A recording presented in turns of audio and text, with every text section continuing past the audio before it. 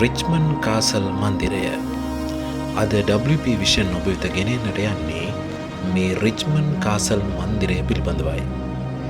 Richmond castle මන්දිරය Kalutara ඉඳලා kilometre 2ක් පමණ දුර ගෙවාගෙන ගියාන් පස්සේ කළුගඟට යාබදව පිහිටලා තියෙන අක්කර 42ක පමණ වපසරයකින් යුතු වතු යායක පිහිටි සුවිසල් මන්දිරයක්.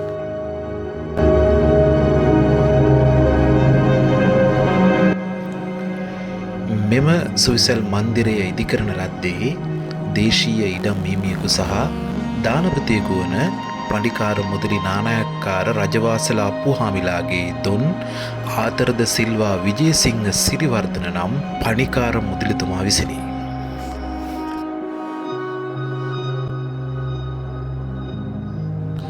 රිච්මන්ඩ් කාසල් යනු පොහොසත් මිනිසාගේ මාලිගය යන්නයි.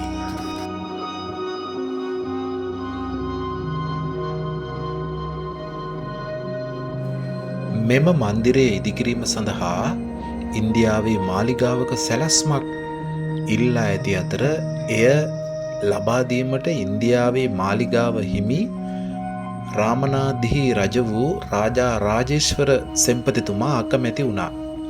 ඒකට හේතුව තමයි ඒ වාගේ දෙයක් නිර්මාණය කිරීමට ශ්‍රී ලංකාවේ අයට මුදල් නොමැති බව පවසමින්. කෙසේ නමුත් මෙයින් අධෛර්යමත් නො වූ පඬිකාර මුදලිතුමා ලංකාවේ දක්ෂ ගෘහ නිර්මාණ ශිල්පීන් දෙදෙනෙකු යොදාගෙන ඔවුන් නැවත ඉන්දියාවට යවා එහි ආකෘතියක් ගෙන්වාගෙන මෙම මාලිගාව ඉදිකිරීම සඳහා මූලික ඉදිකිරීම් සැලසුම් කටයුතු සිදු කළ බවයි ඉතිහාස තොරතුරු සඳහන් කරන්නේ. එසේ නිර්මාණය කළ මේ සුන්දර මාලිගාවේ විවෘත කිරීමේ උත්සවයත් ඔහුගේ විවාහ මංගල්‍යයත් එකම දවසේ සිදු කළ බවත් මෙයටද රාජා රාජේශ්වර සෙන්පතිතුමාට ආරාධනා කළ බවත් ඔහු මේ මාලිගාව දැක විස්මයට පත් වූ බවත් ඉතිහාසය සඳහන් කරනවා.